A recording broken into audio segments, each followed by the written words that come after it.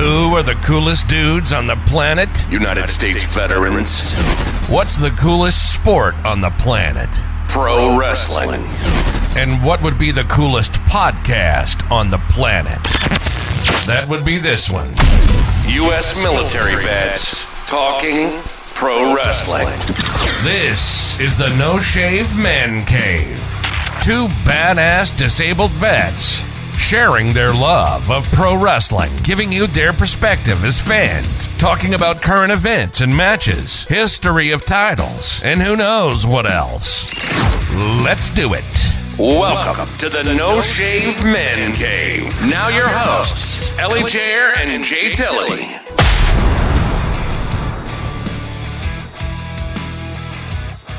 Ladies and gentlemen, boys and girls, wrestling fans of all ages, let's not forget about the lovers of sports entertainment. This is the AEW Review. I'm Ellie Jair. Hey, I'm Jay Tilley. And you've joined us here in the No Shave Man Cave. JT, I know I got to hear it, man. What do you think? From the Bay Area and back town. Man. He's coming from Sacktown. This Dynamite compared to what we watched on Sunday was the Drizzling Shizz. Yes. There were parts of it I liked. There were parts of it that confused me. And then there were parts of it that just absolutely baffled me and made me angry. I just, golly, I don't know what the... I understand some of it. Like, I understand, we'll get into it as we go through it. So I get what they were going for. I just, it was rough, man. Yeah. My favorite parts of the show were the recaps from Revolution. And I'm a huge Jay Lethal fan. So I thought they showed out. Looks like he potentially got hurt. Probably a work though, just to get the ending of the match the way they did. And what really affected me or made me feel a certain way was Bryan Danielson and his promo. And when he was like, "It's time for me to go home," I was like, bro. And the only thing that came to mind was, my man is going to Ring of Honor. And I was just like, man. Because I'd like to see him win the AEW World Championship. Yep. But him saying, "I'm going home," hopefully he comes back, cuts his hair, grooms himself up, and he's the American Dragon for a couple of years before he rides off into the sunset. Yeah, I that promo was probably there. Same thing. There wasn't a whole lot of highlights for me. The Jay Lethal Orange Cassidy match, fantastic, absolutely great. The ability to sell. Even the end promo with the smashing the guitar on the knee, I loved it. I thought it was a great overall match. And then the Danielson promo was very good. Same thing. It's time to go home. I interpreted it like a couple different ways. So it's time to go home. He's going to take 3 months, 6 months off and just literally go home and spend time with his family and his kids. Cool. Yeah. He's going to go home to Ring of Honor and spend time in Ring of Honor and just do some meandering down there, which makes sense if the rumors of the G1 going to be part of Ring of Honor with New Japan. Cool. Let him go do that. I'm fine with that. Yeah. And then have him, spring back up to AEW later. Or it could be that, he's going to go home and refocus and come back stronger for the title. Cause I definitely feel like they're not done. Like maybe not this year, maybe not next year. But with the way they do their long-term storytelling, this will be revisited for sure. Yeah. I just, the way they're like, obviously Starks isn't going to get rocketed up. Him and Juice should have a good feud. Juice Robinson, former New Japan United States champion. He's a member of the Bullet Club. Yeah, but not as entertaining as Starks is on the mic, so that'll be a weird, but styles make fights, so who knows. That was a big miss for me too. Yeah. So you hit the Bullet Club music and I jumped up like, oh my God, Starks is going to feud with Jay White. Yeah, because he's the bullet. I thought that same thing, dude. And I'm like, oh, this is flipping great. Dude. Like, they are going to Yep. elevate him. This is going to be great. This is going to be a good feud. And then, no offense to Juice Robinson, but no, he's been on AEW already, so it wasn't a big surprise. Like, it's not a big surprise return. And I was just like, ugh. I agree. I think they'll have a good program. They'll probably have some good matches, but overall, it was just kind of like, oh, way to get my hopes up for something that didn't happen. yeah. Especially when you beat someone the caliber of Jericho. That's, Yep. you know, in my opinion, that's a rub. And Juice can't do anything really for Starks right now because he doesn't have a title. He doesn't really have a big following here in the States. Nope. Because he's not very well known. And, you know, diehard wrestling fans will know, oh, well, he feuded with Cody when Cody won the New Japan title. And then he held the title hostage for a little while when Ospreay was supposed to be the title holder going into Forbidden Door 1. But I think if they were going to build Starks, you know, maybe not put him in a program with Hobbs, because I want Hobbs to hold the title for a little while. But yeah, for you, just like what you said, like when I saw Bullet Club, I was like, well, I guess he's not going to WWE. Yep. Wah, wah. And here we go. Yeah. And you touched on a couple other things that just lit my fire throughout the night. So you talked about the Jericho thing. Mm-hmm. So this was a theme throughout the show, I noticed, and it really bothered me. So Jericho loses at the pay-per-view, yet gets a title shot. You know, gets a TV match and a title shot. Starks wins at the pay-per-view, gets squashed and beat down and does a promo, and now is in a lower level feud. Probably a lower level feud than it was with Jericho. Unless and it's AEW, we let things play out. So it could be very well that 3-4 weeks from now we're going, oh my God, I can't believe Jay White, name the Bullet Club, the entire Bullet Club has just came in and jumped Starks, and Okada showed up to save him. Like they could do something crazy, right? Wow. But for the initial look, I'm like, well, that sucks. And then there was somebody else that lost at the pay-per-view that got a push on the show. Oh, Jeff Jarrett. So Jeff Jarrett loses at the pay-per-view, and now he's getting a title shot next week. And I'm just like, and same with Jay Lethal, lost at the pay-per-view last night, gets a title push, but the Acclaim just get a promo in the back. It was very upsetting because I know what AEW can do, and then what they did was not that. And then the Hobbs thing, I wish I could be sitting here going, oh, I'm so glad Hobbs won, because the match started hot, and I'm like, all right, cool, this is good. Like, they're straight up beat down. I like it. I'm going with it. The QT Marshall thing is bullshit. Yeah, that you're like, oh, but look at his shirt, QTV. So right, okay, great. They had a Twitter campaign or something. Look at his shirt, QTV. Okay, it's QT Marshall. It's not like, like Goldberg just showed up.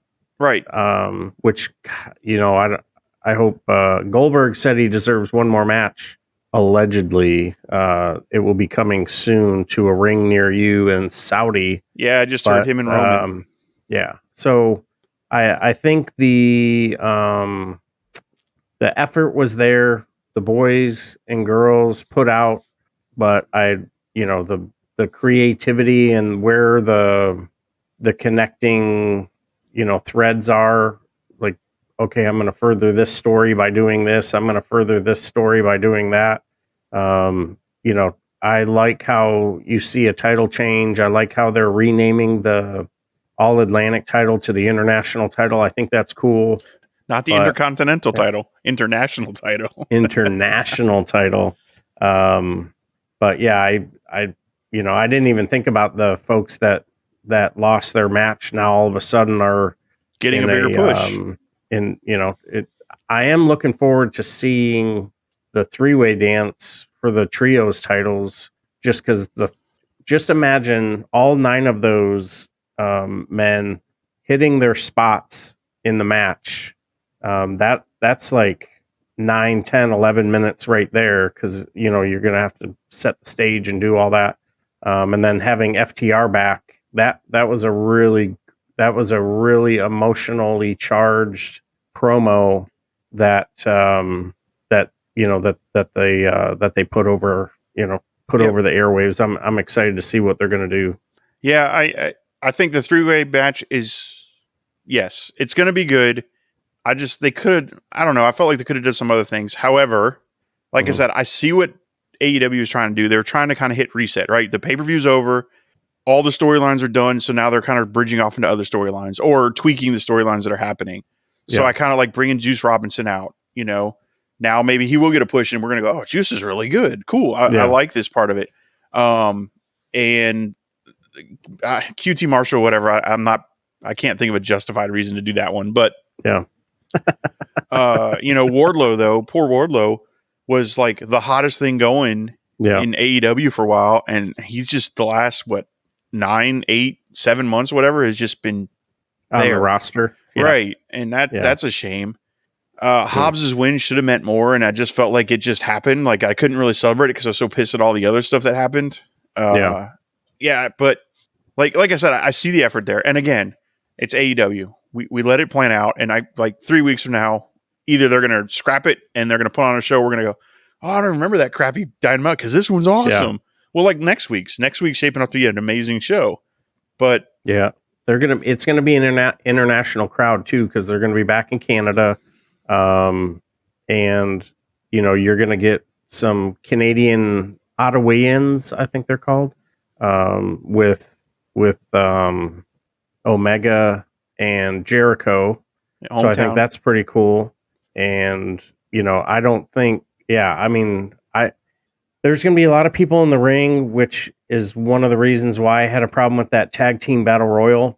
But you know, you got to get as many people on the roster on camera as you possibly can, especially at a big showing, an international showing like this.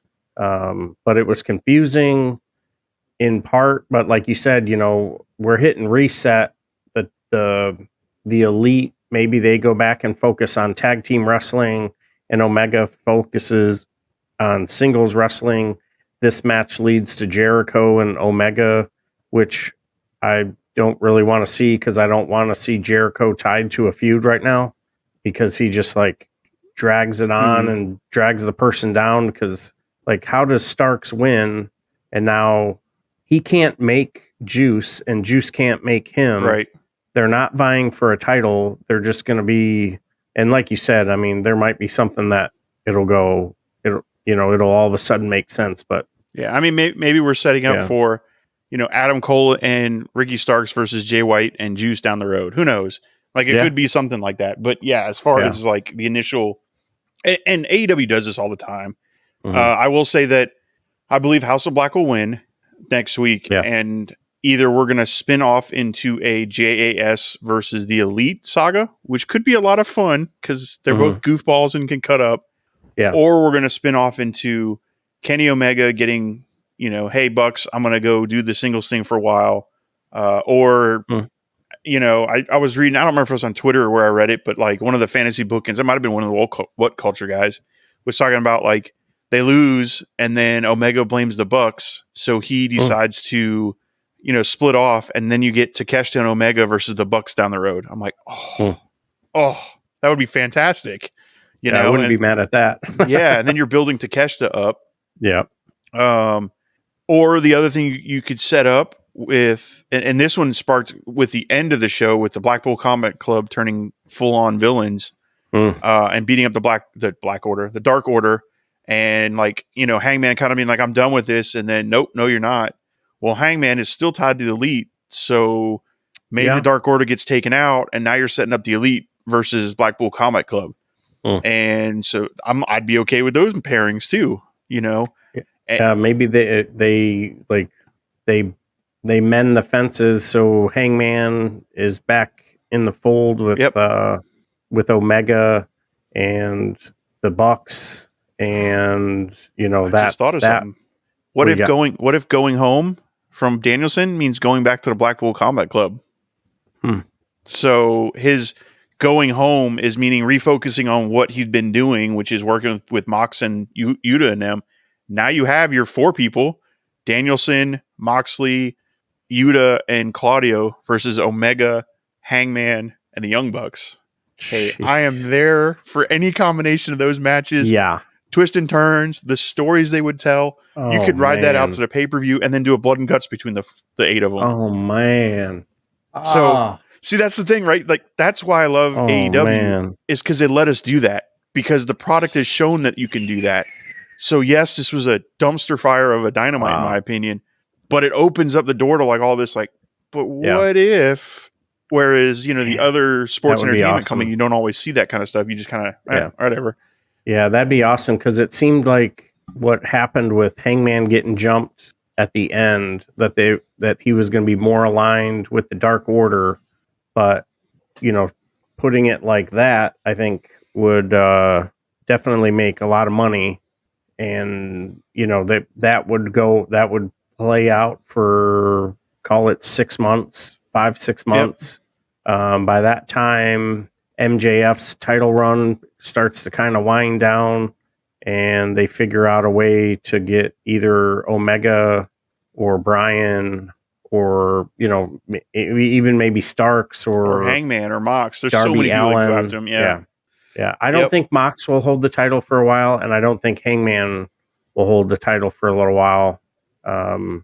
But yeah, that there, you nailed it with the twists and turns and the combination of matches that you could put together with the Elite and the Blackpool Combat Club. That would be that'd be a banger. I definitely feel like whatever happens between next week and going forward, the Elite are going to be involved in either the JSA or the Jericho JAS or the Blackpool Combat Club. The only thing I can see not doing with the Blackpool Combat Club is because they're going to try to push the Dark Order a little bit and make them like a formidable threat. Yeah. So you could have Hangman in the Dark Order versus Blackpool Combat Club, which I'm okay with. Like I like Johnny Hungy. I like they're great wrestlers. So there's some good pairings there too. I just, as far as this show on this night, I was disappointed. I totally agree. And, I was expecting Top Flight and Fox to win, and that be the straw that broke the camel's back. Jericho goes away. Exactly. And, we could focus on building, whatever story we wanted to build minus Jericho. But then, you think about the fantasy booking that we're doing, and Tony Khan is going to separate the rosters. So that would be the only thing I would think that would keep us from being able to see a long-term program unless it's not going to be until like June or July when the network is up and running. But now with the conflict of interest, because WWE is on so many different networks, and in their contract, they're supposed to be the only professional wrestling sports entertainment content on that channel, which has hurt MLW. And there was another company that was supposed to get a TV deal, drawing a blank, but because of the relationship that WWE has with some of the streaming, they can't be on the same network. So you're like, come on, man. Yeah. But yeah, I would. So you get through some of those disappointing ups and downs. Jade Cargill was on, cut an okay promo. Says, come over, meet me in the ring, kind of a thing. I'm there for that. I think, she's no idea up and coming. Yeah. And I was trying to think of who they're going to bring out, because she made it sound like, a Canadian. I'm like, all right, well, there's no women Canadians that I can think of. Because at first it was like Statlander. I'm like, no, she's from New Jersey. So it wouldn't be Statlander. Yeah. And she's still a couple months out from hitting back in the ring. The only thing I could think of is like Hayter, Britt, and Ruby come out. Saraya, Hayter, and I'm getting so confused now. So Hayter and Britt are at the hip, and then it would be Ruby, Tony, and Saraya would come out. So maybe Ruby challenges Jade, but now you have heel against heel, so that wouldn't make sense. They really haven't made Ruby yet. She's still messing around with... Her promo was good, though. Yeah, you definitely could see the fire. It's no longer as WWE-ish as it was before. So I think that'll be fun to see what kind of trouble she can get into in the ring. Yeah, I thought her promo worked. Like it made the entire little faction that I've been like, okay, they're trying to push the story, but it's okay, made me go, oh, now it makes a lot of sense with her being booed, with, Saraya coming back and everybody talking bad about her on the internet and just all that. And they brought up the interim title thing. And I'm like, oh man, this is great. Ooh, this is great. Like that made was gnarly. sense. And I enjoyed that a lot. So it's funny, right? We're talking about the show and what's that? 1, 2, 3, 4 highlights we've given it. And there was only 8 to 10 segments, but I still thought the show overall was a little bit boring. And I guess with the ending and the Hobbs thing just left a sour taste in my mouth. The Top Flight AR Fox match was just not very good. It was an okay mid-card match. The promo train was okay. I like the House of Black showing up in the middle and saying, we'll take you both on. That was cool. But as far as an overall show, I was really disappointed. And I don't know why I had my hopes up so high, because AEW kind of does this. They have a really great pay-per-view, and then the Wednesday after, you're always kind of like, oh man. And they always seem to work out okay, but this is kind of their pattern, though. They kind of do a reset, and they'll change things, and they'll storylines that got wrapped up are wrapped up. So, I'm wondering what they're going to do with Jay Lethal and Double J. How, Double J to me should be the guy who's making people, and I don't necessarily want to see him carrying a title right now. But I thought the crowd was, they were pretty good. They were all in with Hobbs winning the title, and they liked how Stark started the promo, but then it was just kind of like, Yeah, the gut punch when it was not Jay White. As far as, you said something I wanted to touch on. Yeah, I'm drawing a blank now. I lost it. There was a point I was going to make, and it was something you just said, and I was like, oh yeah, and I lost it. But you talked about Russo, got that. What did you say right before the Hobbs thing? Ruby. Yep. What they're going to be able to do with her, what kind of trouble she can get into, and how the crowd was really into everything that was going on with the Starks promo. I don't remember. It was right before you started talking about the Starks promo. I was like, oh yeah, but I forgot what it was now. It was a point I was going to try to make, and I lost it.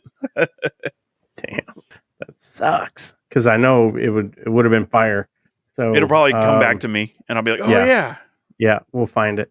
Yeah, so I thought Renee did really well keeping the show going. I like how there weren't a ton of interruptions, because they really cleaned that up. And then Hobbs calling Renee Nene. I was like, oh, that's funny. And yeah, overall, I thought the flow of the show was pretty good. The promo that they cut with the Blackpool, or with the Elite, and old boy getting the microphone and saying, if he had a week to train, that he'd be, Jericho would be the third best wrestler from Ottawa. I was like, dude, that is freaking gnarly. Yep. So the promos were good, but like we were talking about, that didn't really further anyone. The matches just kind of happened, and we have a new TNT champion. Yeah, I agree. And like I keep sitting there going, oh, I really like the Hangman promo too. Like that was a good promo. Yeah, but I don't know what it was that the Dynamite just fell flat, and I don't know if it's because we were on such a high from Sunday with Revolution, and maybe that's kind of what affected a little bit of our Raw review, but it definitely seems to have affected my feeling going in Dynamite. This is the first Dynamite in a long time that I haven't rewatched. I watched it last night and was kind of like, I don't have any desire to watch anything on this show again. Yeah, I watched it, and then this morning before I logged in for work, I watched just the promos from Revolution, and I'm just wondering what kind of dastardly deeds can they do with MJF? Who is built right now to challenge him and be a credible threat? We keep saying that they keep using the moniker best in the world, and that happens to be a dude from Chicago. That was his claim, and I don't know who they could, because you've defeated Wardlow, and you're not going to all of a sudden turn around and put him in a program with MJF. Oh, I still haven't forgotten the way you treated me, blah, blah, blah. Well, I'll treat you just like I used to, and just like Hobbs just did. And, I still think it's going to be Jungle Boy. So, I think there was a reason Jungle Boy wasn't on the show. I think Jungle Boy will be the next feud for MJF. Okay. I just got a gut feeling, unless it's the only reason I don't want to say Darby is because Darby and Sting said they're going to come back in a blaze of glory, or they're going to go out in a blaze of glory. So I have a feeling they're going to do something with Darby and Sting together, whether they do a tag team and they go for the titles, something with them, unless they come back and Darby does go right for MJF, which maybe. I mean, the match they put on was great. The other thing I did want to bring up is I really, really liked the entrance, the beginning of Dynamite, where they did their normal song but edited together the highlights of the pay-per-view. Oh yeah, that was genius. Yeah, the production was really good too. Love that. It was yeah. It started and I'm like, that was good. This is really cool. Like, they should do that at the end, and that way. So, not to compare and contrast with WWE, but how WWE comes on and they'll do like 15 minutes recapping what happened in the show. Well, they literally did it in their entrance, and I'm like, fantastic. Yeah. The normal 2-minute video you see is now your highlight reel, because they didn't really show any other highlights the rest of the night. They talked about stuff. I thought that was perfect. I thought that was a great idea. Whoever came up with that idea, that was genius. Yeah, production overall was really good for the women's match. They did do a picture-in-picture, but they didn't do the picture-in-picture then the commercial. So you didn't lose, 3/4 of that match. There was 15 minutes and 14 seconds remaining when the main event started. So I was like, it's your main event with entrances. You might want to give it a little more time. Bam! They're in the parking area. I'm like, oof. And I don't know if Hobbs is going to be getting his deposit back, because the windshield and the door, when he threw Wardlow into the door, I was like, well, that's not shutting without a little bit of hammering out the bumps. Yep. So that was pretty good. But yeah, the Ruby promo, I thought that was pretty strong. It really, really summed up who she was, who she thinks she is, and how she's been booked, and like just told a really good story that I think they can definitely build on. Yeah, absolutely. Yeah, that Hobbs and Wardlow match started so good. I had so much high hopes for it, and then it just went and just flattened out and tanked. That was sad. The thing. So I think it was. I'm trying to think. I think it was Michael Hamflett on What Culture said something, and I was like, that would have been genius if they would have, when they were messing around with the car, if the camera would have panned and then you'd have seen like, Wardlow's bag and the belt in the back of the car, or the trunk pops open, it's in the trunk, and you're like, this son of a did this all to get in his head, because then maybe it would have made or even QT Marshall comes walking out with the belt over his over his arm, that would have been awesome, carrying a bag, and maybe it's a real world, maybe it did happen and it's a shoot, car broken into, cool, but they could have worked it in where QT comes out, after he clubs him, he walks up and throws his bag on him or something, just to add that little I think that almost may have been able to save it. That would have definitely saved it for me, because because WWE or AEW does such a much better job on tying real life and letting the outside influences spill into the ring. And how pissed would Hobbs have been? Or I'm sorry, how pissed would Wardlow been to see his bag in QT's hands or in Hobbs' hands?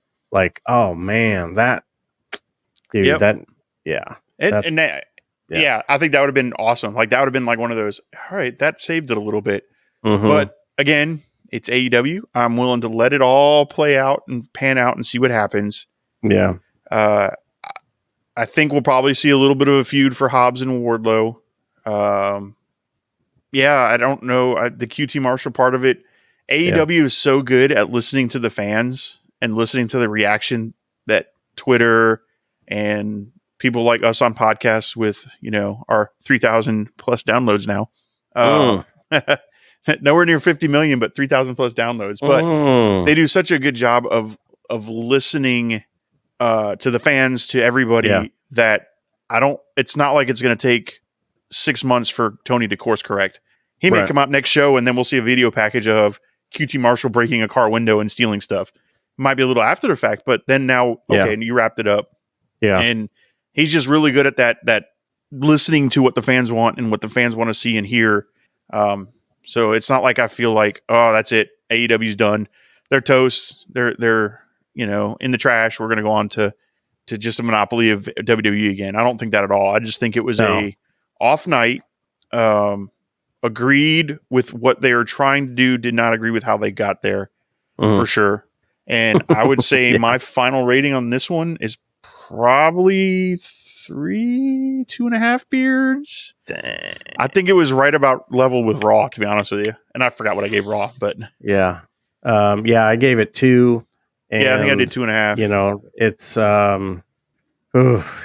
I mean, outside of I'm trying to think. The promos were good. I really liked how they recapped Revolution. Even if you didn't see it, you can I liked the little twist with Danielson saying I'm going home. He wasn't ever really a heel, right? To the point where everybody would hate him. Plus, it's Bryan Danielson, so I mean, nobody's really going to hate him.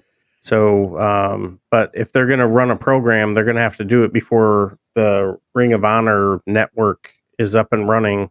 I know you can get on the web service and they booked a few shows and stuff, but if they're going to keep those rosters separate and distinct, to have a program that makes sense and not be rushed through, they're going to have to get something cooking. So, well, I have a theory on something. So I don't read or look at the spoilers for Ring of Honor, so I don't know. I may throw this out there and be completely wrong because it's already happened. But I'm wondering if the Eddie Kingston Claudio match isn't scheduled yet, so I'm wondering if Eddie Kingston wins Ring of Honor title. So now you can take Claudio and just put him with the Blackpool Comic Club, leaving him AEW. And then I'm wondering if I think Wheeler Yuta is defending the Pure title against Thatcher, which I think he'll win that one. But I'm wondering if they don't take that off him down the road too. So now you can pull both those guys out and put them full-time AEW. And that way you're not having to cross-pollinate, let's say, for a while. Yeah. Yeah, I mean, that would make sense for AEW because, I think Wheeler Yuta is being made right now.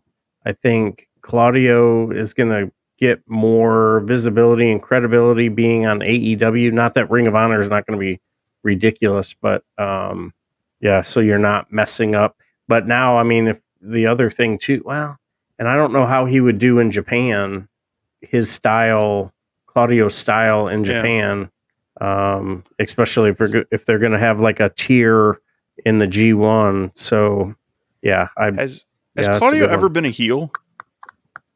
A little bit, yeah. When he and Sheamus were the bar, and then prior to that, he was a Heyman guy.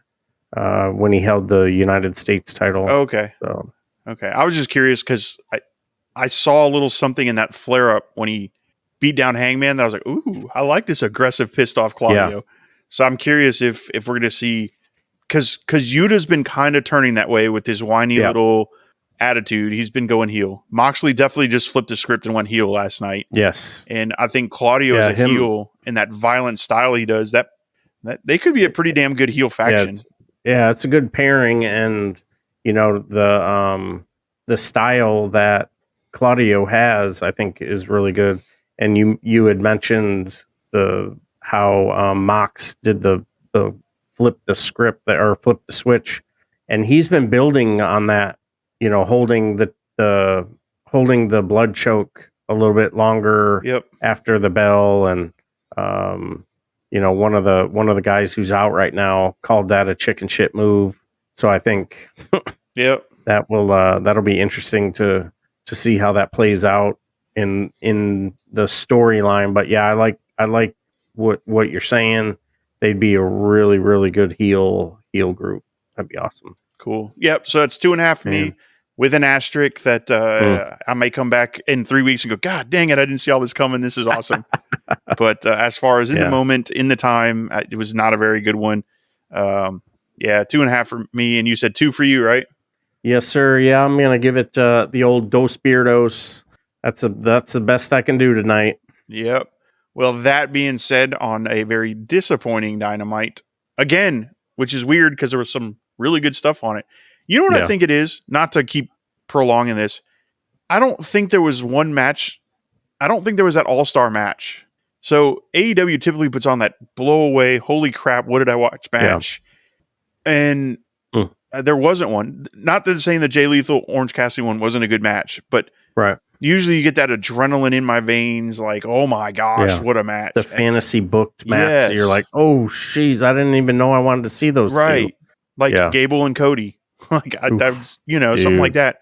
And I don't feel like that was on this on this card. And maybe that's what did it. Maybe we need those injections of, I really want to see Takeshita versus Omega, or Takeshita versus Cash Wheeler, or whatever, Ooh, that'd be fun. Just whoever. I just feel like maybe that's what it was missing. Maybe if Starks would have come out and, just thrown an open challenge and, Yuta comes out. It's just somebody like a little dream match that you're like, oh, and maybe that's it. Maybe we've gotten accustomed to these awesome banger matches to where it didn't happen. So we're all like, oh, we're sad puppy. Sad face.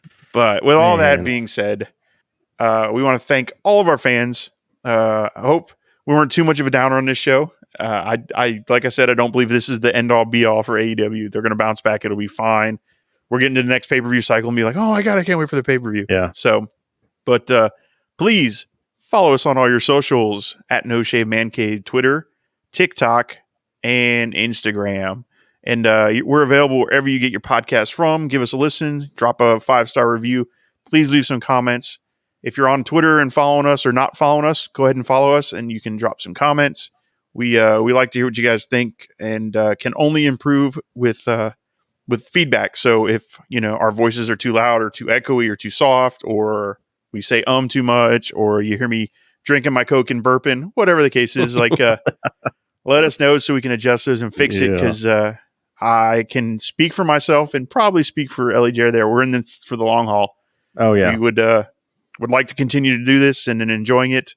That being said, if you want to help fund us, buy me a coffee, No Shave Man Cave. Link is on our Twitter. Absolutely. Just like JT said, from Boston to Bolivia, New York to the Netherlands. Thank you so much for the downloads.